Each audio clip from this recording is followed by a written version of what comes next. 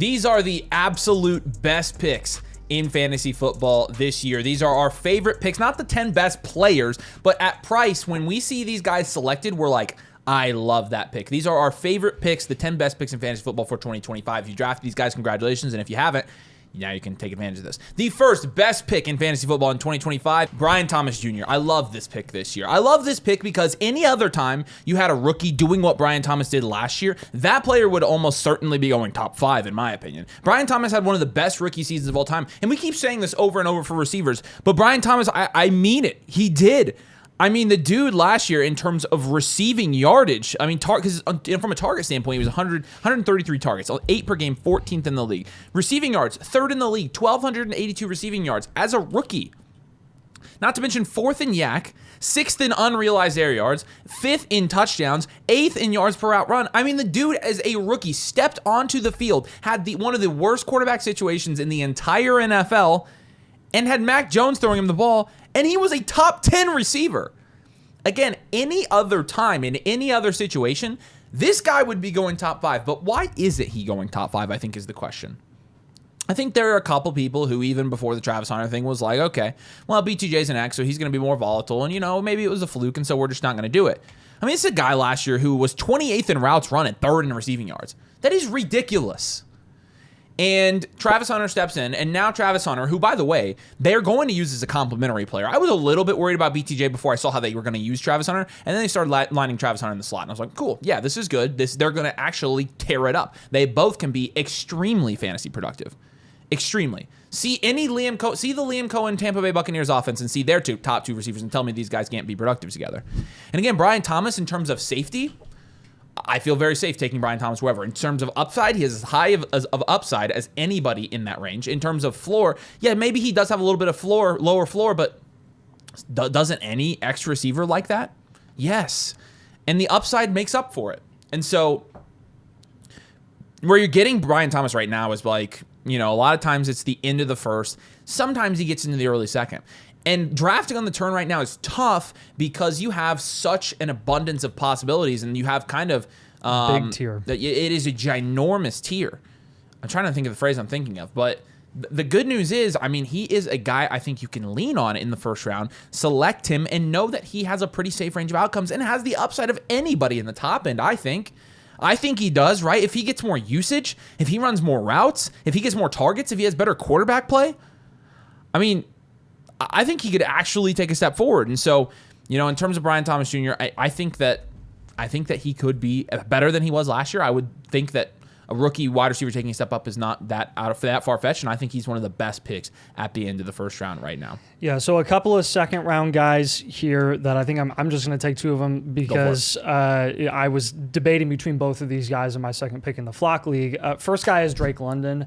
I will say, going into the Flock League draft, I had my eyes and my heart set on Drake London. I was ready to take him. I had good intel that he was going to end up falling to me. And I ended up going with another guy that I'm going to talk about as well. But with Drake London, the reason I was so set on selecting him in the mid-second round is I honestly don't think I don't think you can find a safer pick in the second round this year.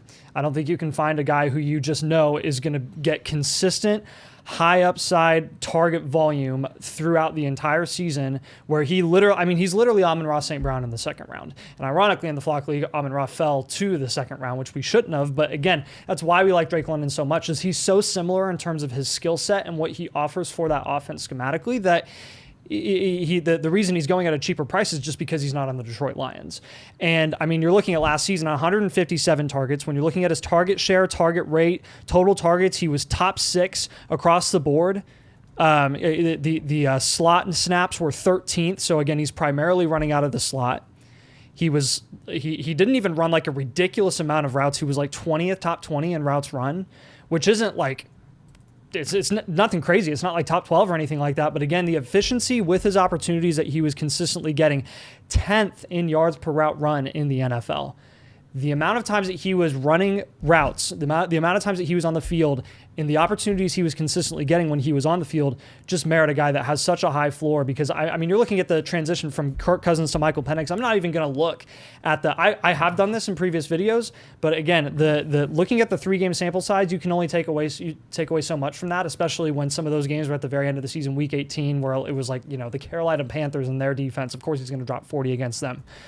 But in terms of the volume that Michael Penix was producing and supporting for that offense as a whole, there was no change from Kirk Cousins to Michael Penix. And honestly, with accuracy, mobility, all that stuff, you even saw a little bit of a step up as well. So with this season, I think Drake London is incredibly safe, and nothing has changed about that offense. The only thing that's changed is that Mooney's banged up to start the season, which honestly is just that means all the more targets and opportunities for Drake London to start the year. Derrick Henry ended up being the guy that I had to take in the flock league. I absolutely had to. I've seen him go first round, late first round, way too many times to not select him on the wrap in the middle of the second. And again, I've never seen a Justin Jefferson and Derrick Henry start, so I had to take that.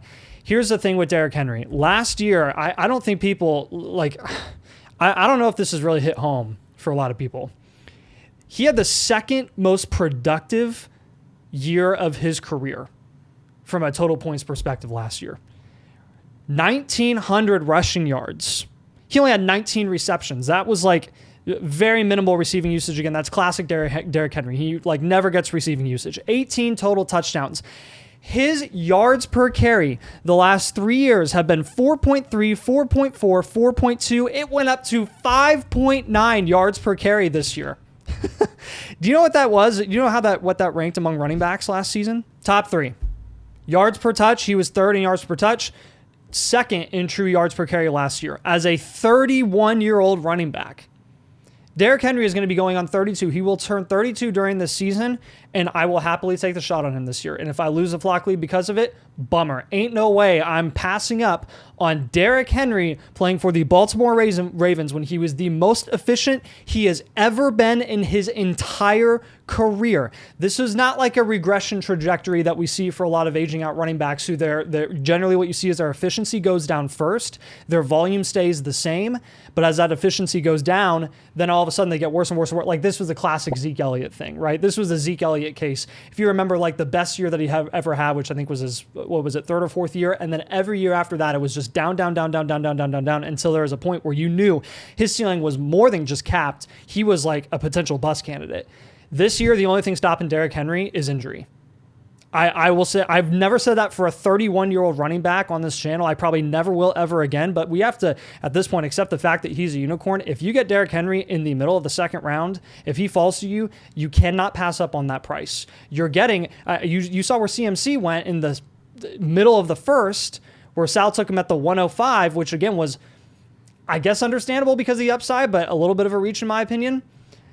You're getting a 20 point per game Derrick Henry a whole round later than that with really a better situation, and he's proven to be more durable throughout his career. And if you're interested right now, we actually have the best deal of the fantasy football season going on over on the site. It's literally $30 for all of the site access, our algorithm, more draft guides, our rankings, a free star sit trade question, and a ton more.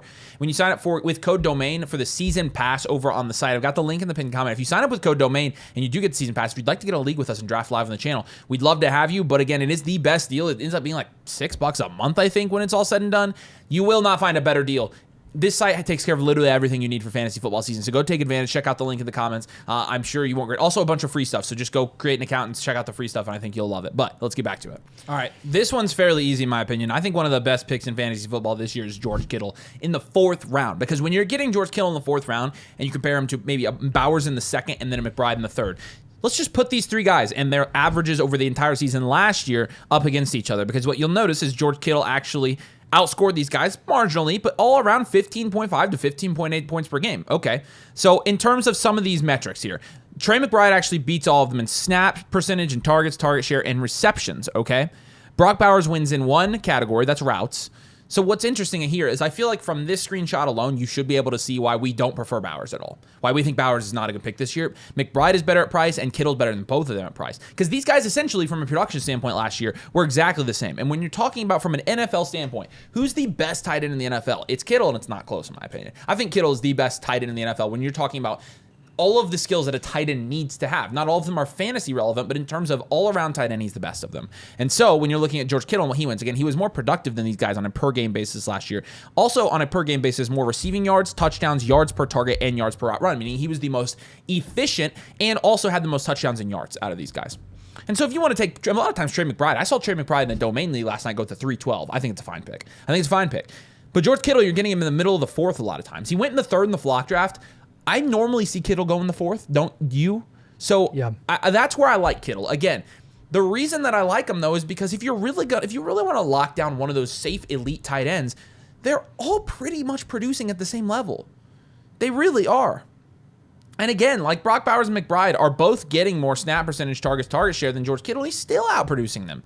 And I would say this year the situation is going to be better for Kittle because you add Christian McCaffrey back into that offense. CMC only helps that guy. He really does. He only helps that entire offense. And Kittle, I think, in terms of what he's going to do this year, I was a little bit worried because they banned smelling salts, but now smelling salts are back and we're good, right? And so Kittle, I'm excited about this year, but every time I draft Kittle in the fourth, because I'm not a huge fan of early tight end, and truthfully, I'm not a fan of drafting tight end in the fourth round as well, but Kittle, I tend to like. Every time we draft a tight end with Kittle there in the fourth, I'm like, you know what? I actually don't mind this team at all, and you get an elite tight end. I like Kittle this year, and again, it does go against our favorite strategy for this year. It's why I haven't really taken any Kittle, but when I see other people select him and I look at their teams, I tend to like their teams. I think he's a good pick this year compared to Bowers, compared to McBride even. Again, these guys are all very similar, and Kittle's the cheapest. Why wouldn't I say Kittle? So there's a big tier of wide receivers once you get into the fourth round after you get past your JSNs, Higgins, Marvs, and Tyreek Hill like in the third round.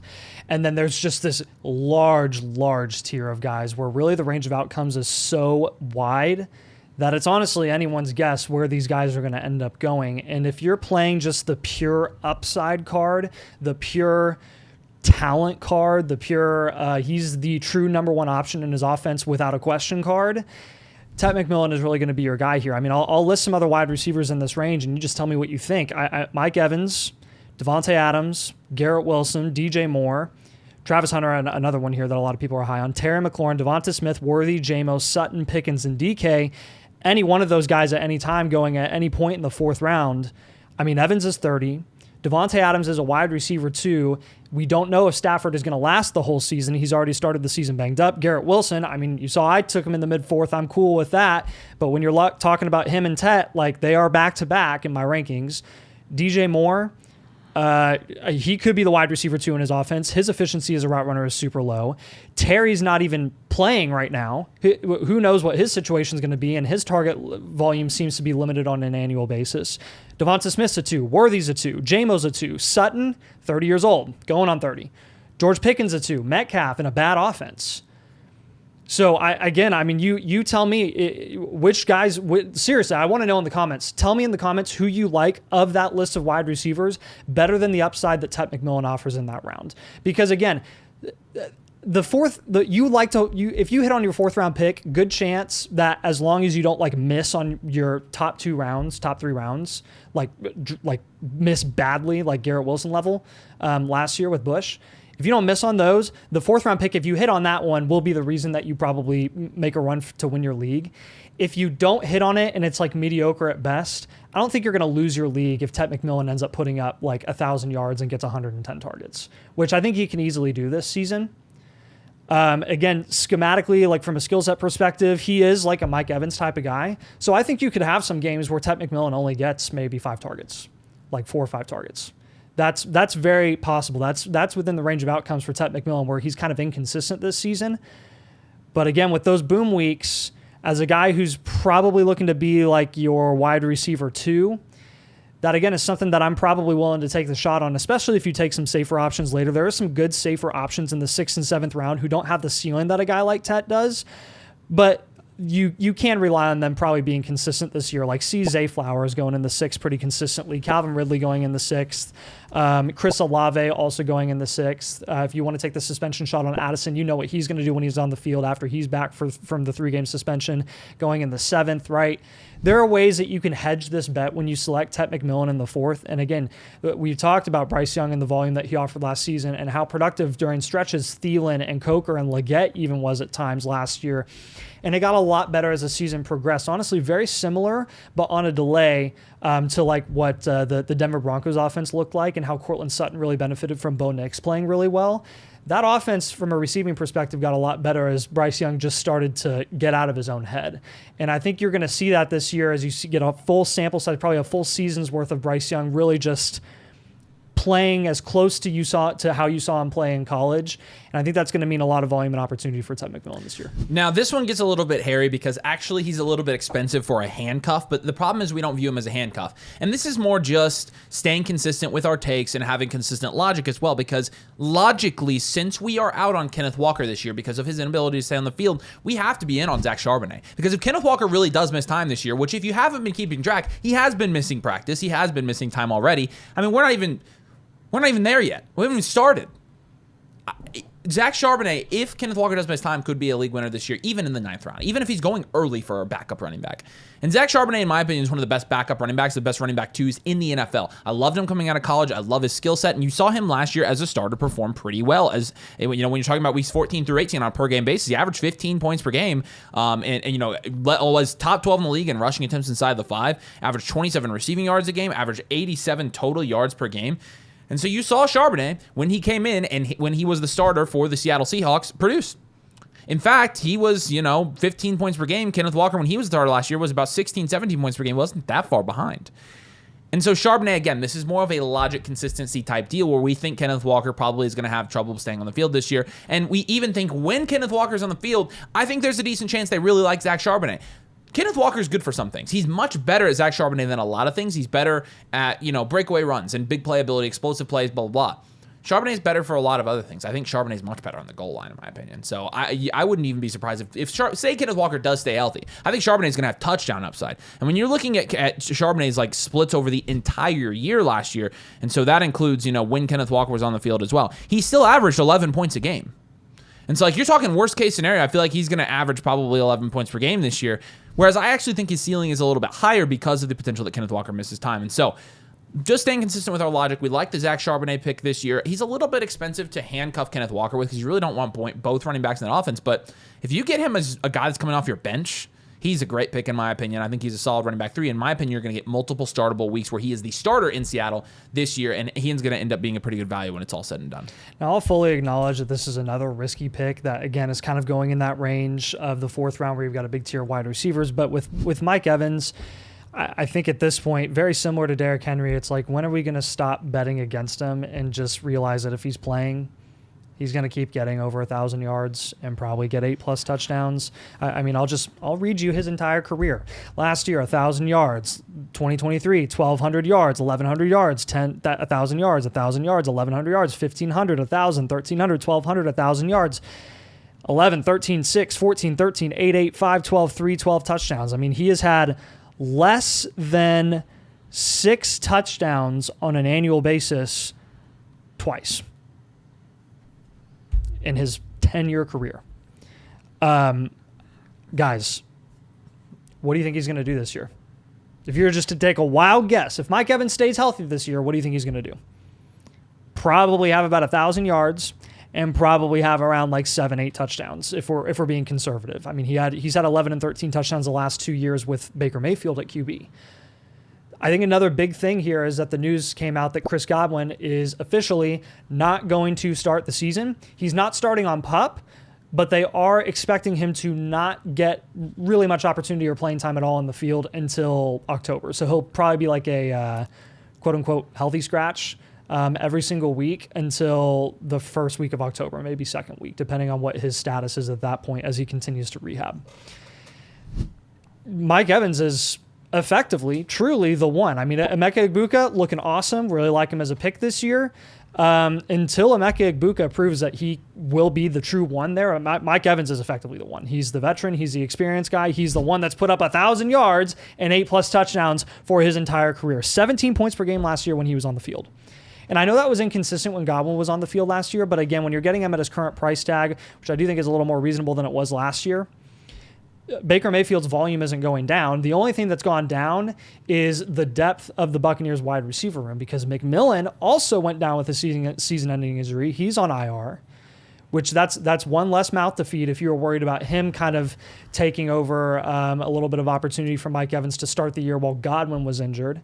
But there's no McMillan, there's no Godwin. It is literally now Evans and Igbuka, and that's it. And what did we see last year with Mike Evans and Igbuka, who has a Godwin skill set? We saw 2 wide receiver ones to start the season. 2 of them. Because that's how much volume that Baker Mayfield was providing there. So I don't really honestly expect this to go down. The biggest thing that you could say, the biggest caveat against this take is that Mike Evans is he's struggled with injury consistently for the last few years. He's gotten banged up, and last year he had a nagging hamstring injury, a hamstring issue. So at 32 years old, that does start to worry you a little bit more. But again, I think at his current price tag, it's worth a shot. We've talked about this one a lot, and we're standing by it. George Pickens, I think, is going to be set for a very good year this year. And we like him because a lot of times, you have to pick George Pickens in the 5th round. But a lot of times you're picking him in the 6th. And if you're following the domain strategy where you're going just running back wide receiver heavy through the first 6 rounds, George Pickens, by that math, in a start 8 league would be your last flex spot. And if you're playing a start 7 league, he's going to be your first guy off the bench. And I think he's going to absolutely crush in that role. Because that's where you want George Pickens. You don't want George Pickens as your wide receiver 1 or 2, right? And then that's pretty obvious. And, if you have a super heavy running back build, maybe he is your wide receiver 2 and you feel okay about it. But, in reality, we've talked about this a lot on the channel. I'll reiterate. From a route running perspective, George Pickens has only gotten better every year, right? And from a points per game perspective, he actually decreased last year. But George Pickens is playing in the best situation of his career. He is going to be playing with the best quarterback of his career, in the best offense of his career. He's having a great training camp. He's playing alongside the best receiver he's ever played in, and he's playing in a more natural role for his skill set, where he is actually the wide receiver 2 to complement an alpha wide receiver like CeeDee Lamb. Different people thought George Pickens was going to be an alpha wide receiver. He never was going to be an alpha wide receiver. But in this role, where George Pickens actually is designed to be, I think he's going to thrive. I think he's going to thrive in that offense. I think Dak's going to throw him the ball a ton. I think he's going to have a lot of red zone and touchdown upside. I think the problem is for George Pickens, he's only had 4, 5, and 3 receiving touchdowns in each of his first 3 seasons. That's not a lot of touchdowns for a guy like George Pickens. He seriously could be a red zone threat if he has the red zone accuracy. Last year, 15th in the NFL in red zone targets, had 16 of them, had 7 receptions, but again, only had 3 touchdowns last year. I think that number doubles this year. I think he gets to 7+ this year. And when he does, he's going to be a great return on investment where you're drafting him, like I said, 5th, 6th round. I think he's one of the best picks in fantasy football. Again, this guy is primed to have the best season of his career, and I think it's going to happen. I think we're all going to look back and be like, I should have drafted more George Pickens. Should have drafted more Pickens. So in the Flock League, you never really can get anyone at a discount. There's always some my guy that someone has in the league, and Calvin Ridley was one of those guys where he actually went late 5th round. Again, Ridley, more of a guy that you can probably get consistently in the 6th. And he's a top option in an offense that a lot of people just assume is automatically bad offense. Bad offense. They're not going to be good. They're not going to be productive. When in reality, it's an unproven offense. And once you get into like the 6th and 7th round, it's worth taking some of those upside shots on the unknowns. And that's a true unknown in Tennessee. This is not the Will Levis-led offense. This is not the we can't do anything but give the ball to inefficient Tony Pollard offense. Cam Ward was the first overall pick in the NFL draft last year. The first overall pick. And I know that was somewhat controversial because everyone knew that Tennessee was kind of locked in and forced to taking a quarterback there where maybe he wasn't technically the best player or talent on the board. Travis Hunter really was. But I don't think that really should take away from the fact that the situation I would honestly be shocked if the situation didn't improve. Cam Ward is unproven, yes, but unproven is better than Will Levis. I mean, can I get a amen, please? Amen. It's night and day, guys. It really is. Before we even see Cam Ward step on the field, and Ridley had 1,000 yards last season in that situation. Mason Rudolph was playing quarterback. at the end of the year, and Calvin Ridley was still productive. And yeah, Ridley was disappointing last year in terms of like the expectations that we had for him in an offense that was wide open for him. But again, you can kind of give him a little bit of a break because it was a way worse situation than Jacksonville in terms of talent, and his touchdowns were cut in half. So that like week-to-week upside went down. He finished as like a high-end wide receiver 3. But the target volume has been consistently there for the last 2 years. 136 targets in 2023, 120 targets in 2024. And I mean, you're talking about some other guys going multiple rounds ahead of him. Terry McLaurin had less targets last year. Terry had 13 touchdowns last year. I mean, talk about a regression candidate. Terry McLaurin is a significant regression candidate this year. And again, this is not us being anti-Terry McLaurin. I think his price is fine right now because of the contract stuff. But again, if you're going to short Calvin Ridley because he plays on the Tennessee Titans and you don't want to take the shot in the 6th round when Cam Ward is going to be throwing the ball instead of Will Levis, like I would think again and be like, okay, this is not, if you're going to trash me for taking Garrett Wilson in the 4th round, your biggest point would be it's a terrible offense, it's a bad situation. Why would you take a top 4 round shot on one of the on a wide receiver in one of the worst offenses in the NFL? Sure, that's a fair point. Do it in the 6th. If you don't want to do it in the 3rd or the 4th, do it in the 6th by all means, please. I think Ridley this year, again, from an efficiency perspective and as a route runner, he was fine last year. He was very solid. If you look at his reception perception across the board, it was A-okay. I mean, for a guy that's pushing 30 years old, again, one of those older guys, he's not coming off an injury like a Stephon Diggs, who's going in the same price range as him, and he's a top option there in an offense that is going to look to pass the ball, I would say probably more than New England will, just when we're looking at like the historical trends in a Mike Vrabel offense. So take the shot, please.